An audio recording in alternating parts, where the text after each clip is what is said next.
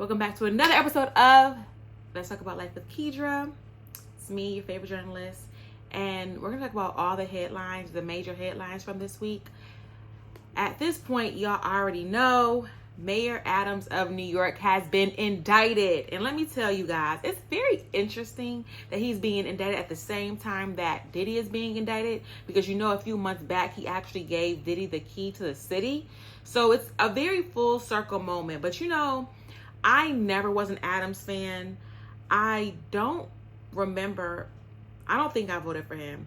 I think I might have voted. I don't remember how I voted, but I just don't remember that I voted for him because I just was never a fan. When I knew that he was when he was a police captain, that kind of solidified it for me, because NYPD has this reputation of being New York's finest, but in reality, it's just like one big gang.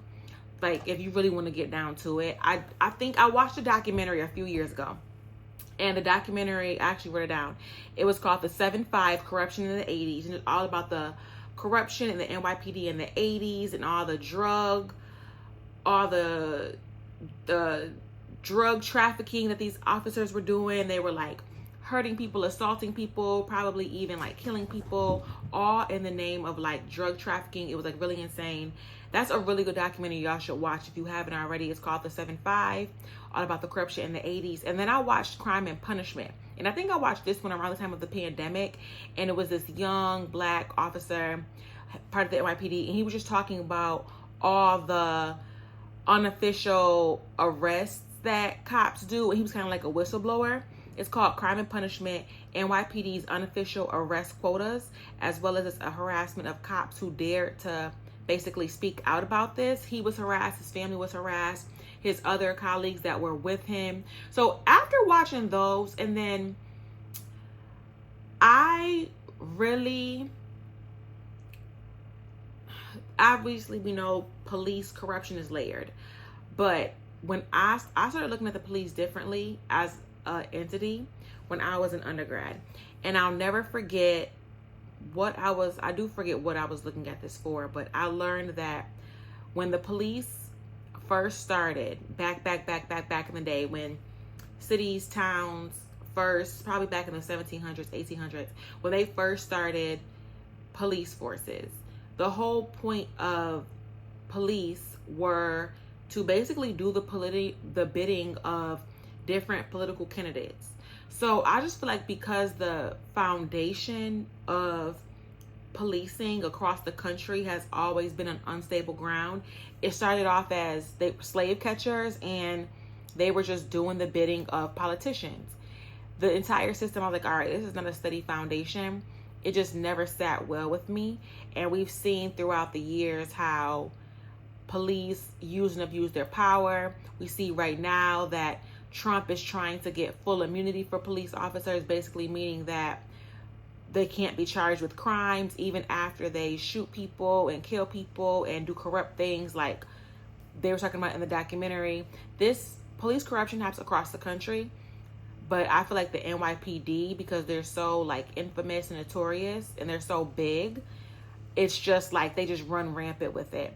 So I say all that to say that when I knew that Eric Adams was a captain, even though when he was a captain, he did throughout his tenure as an officer, he did create some initiatives to support police, like not to support black and brown people. He came up with some initiatives to help, but I just don't believe that you can be the head of a gang, an organization as big as the NYPD, and there's no corruption involved. It just doesn't make sense. So when I knew that,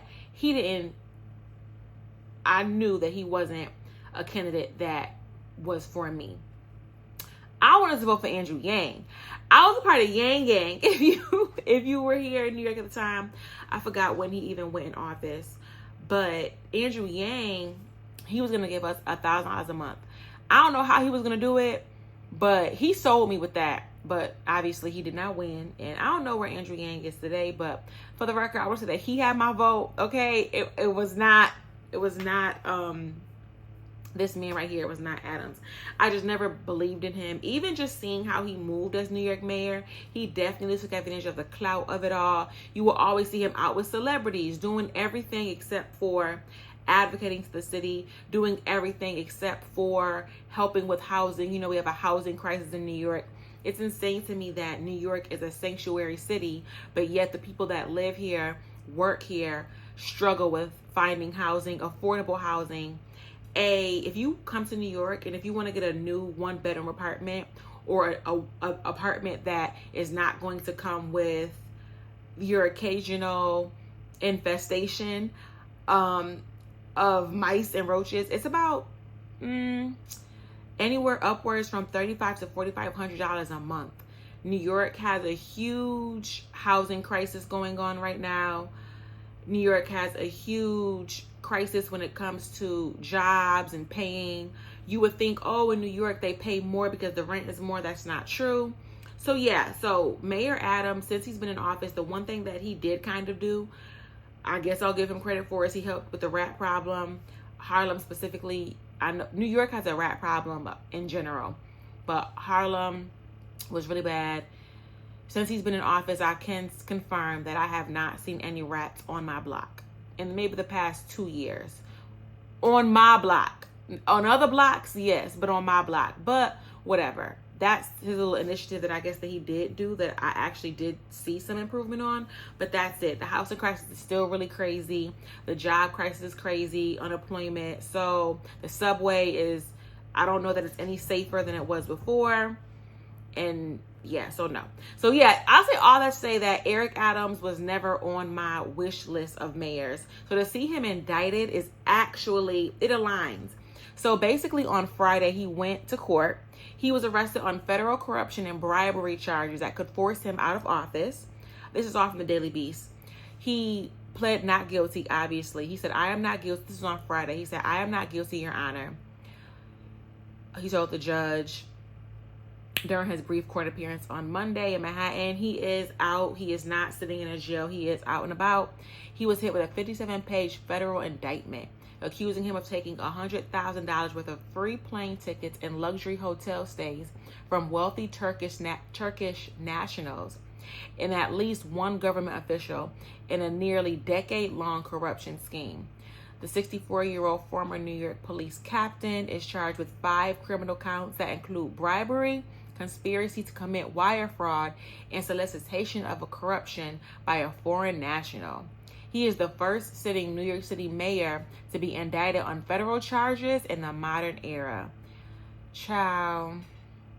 Do you remember a few months ago, there was a woman on the Breakfast Club? I'm not going to butcher her name. She's a brilliant, brilliant, brilliant woman. I think she used to be a defense attorney.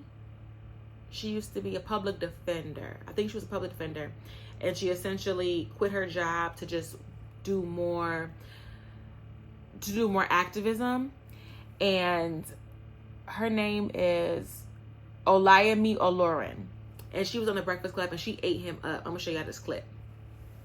I thought it was interesting, your earlier point about the difference between how Ukrainian migrants are being received versus migrants, Black and Latino migrants, because again, you gave a town hall where you were the one who gave this speech and you incentivized New Yorkers to feel this way. Never in my life have I had a problem that I did not see an ending to. I don't see an ending to this. This issue will destroy New York City. You called specific countries. I remember you calling the countries that the migrants were from. They weren't the Ukrainian migrants. You weren't talking about them. So what happens when we don't have... Hold on, sister, I did not call the countries what they were from. We're getting 10,000 migrants a month. One time we were just getting Venezuela. Now we're getting Ecuador. Now we're getting Russian speaking coming through Mexico. Now we're getting Western Africa.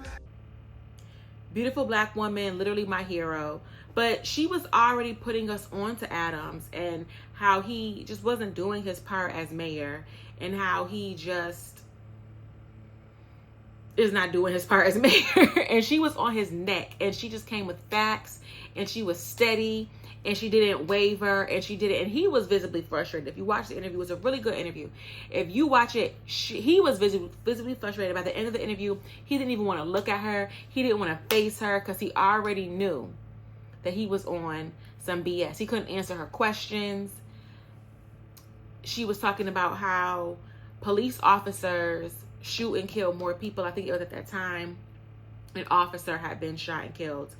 And, you know, that's a rarity. It's not often that a police officer is shot and killed, which is obviously good. We don't want that. But on the flip side, it's not often that police officers don't shoot and kill civilians. It happens more often than we think, more often than we talk about.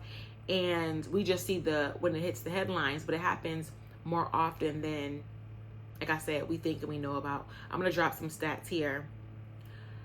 And she just ate him up live on the Breakfast Club about his lack of everything. So we applaud her.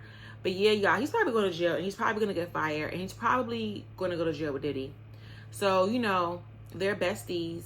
Maybe they'll be in the same prison, but I love that the feds got him. I love that he's going down for this, because using up our resources, our money as tax-paying citizens, absolutely. You have to go to jail. Absolutely. Child, Cardi B and Offset. Cardi B and Offset. So, and let me just start the conversation off by saying this. I like Cardi B. Cardi B dresses down. Cardi B has definitely evolved into a fashion girly, and I love that for her. She eats. Her body is tea. Body is always tea. Eats.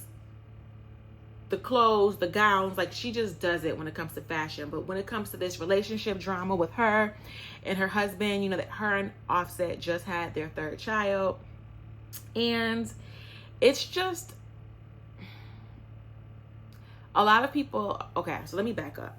Basically, she went on the internet and went on live, and as she usually does, and was complaining about him, saying that he was cheating on her when she was pregnant, blasting him for just cheating on him and for cheating on her in general, saying that he's a bad husband, blah, blah, blah, blah, blah, blah, cry me a river, blah, blah, blah, blah, blah. Somebody said it reminds you of like a ghetto Facebook drama, and it does, of going back and forth. He was in the comments talking about, oh, well, can I you cheated on me when you had a baby inside of you. Then he's like messaging her like, oh, can I like basically like, it was just a lot. It's just a lot. Very ghetto, very messy. But a lot of people are saying that, and I also want to say that just because you're famous, just because you're rich, it doesn't mean that you've grown emotionally. It doesn't mean that you've grown spiritually. It doesn't mean that you've grown at all. It just means that your bank account has grown, but it doesn't mean that you've matured. And I see a lot of people saying, oh, Cardi's getting her lick back. Cardi's getting her lick back. And that mentality is very stressful and aggravating to me, because she's not getting anything back. People are saying, oh, Cardi is too good for him, and she's not. Cardi and Offset, they're a reflection of each other, and not beating down on them, but just your partner is a reflection of you. Your partner is a reflection of you. Period. Like you are a reflection of each other.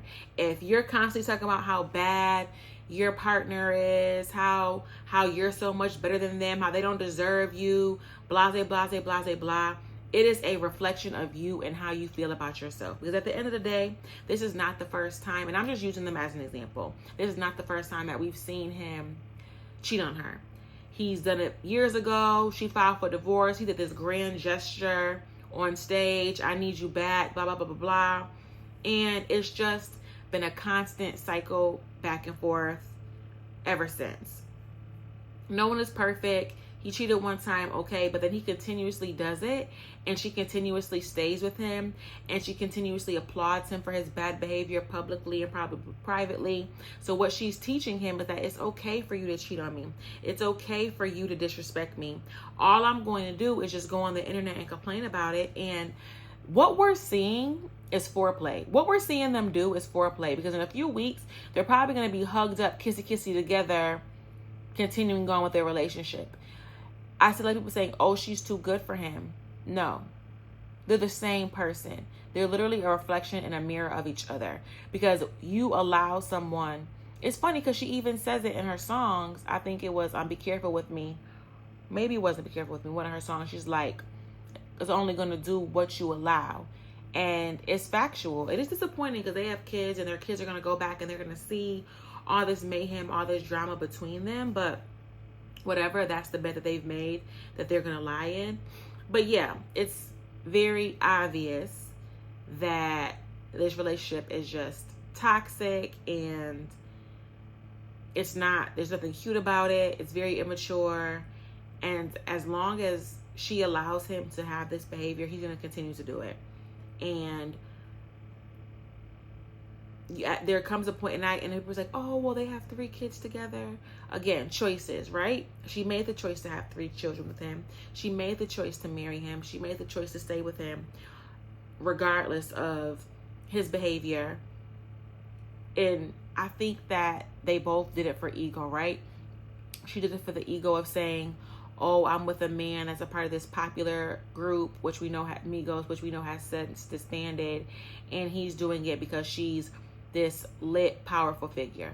And he said it in his comments. He was like, I won. You're my BM. You're my baby mama. Like, I won.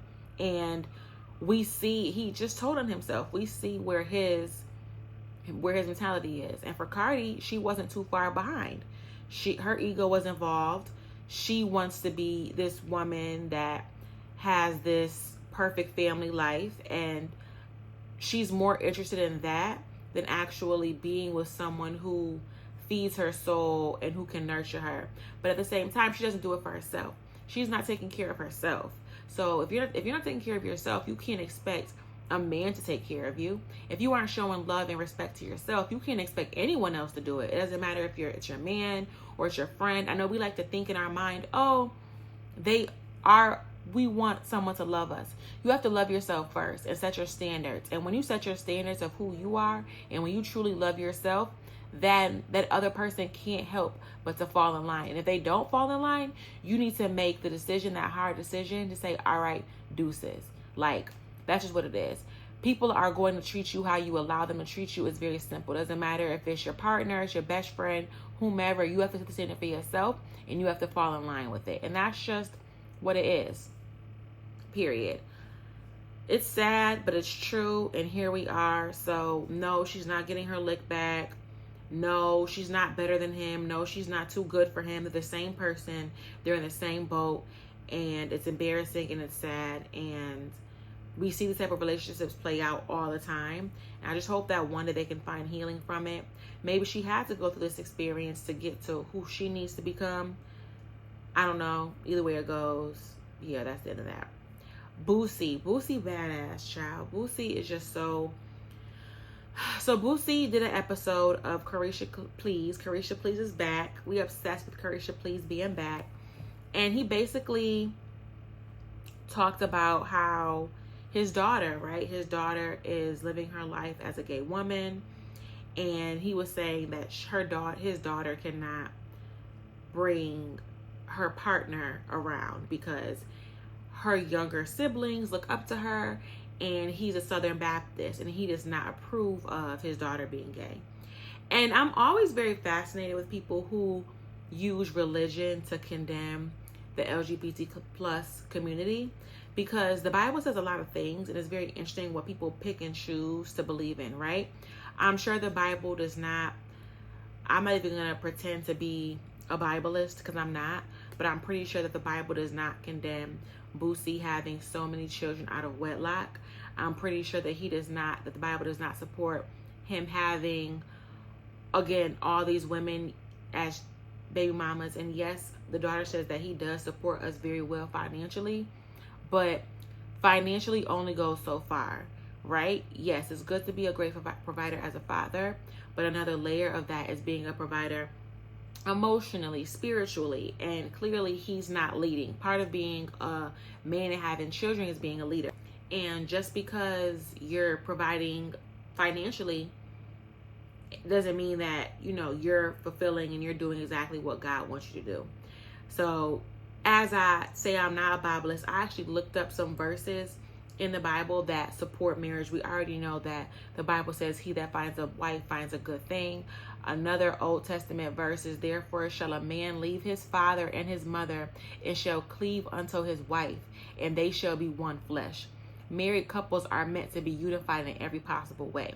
And I just find it, interesting. Another man who goes around and who creates broken homes and who has sex out of wedlock and does a lot of, I remember he went viral a few years ago for saying that he basically had a woman, he was concerned about his son being gay. So to remedy that, he basically hired a prostitute to do things with his son. And obviously that is a form of assault. That is a form of abuse.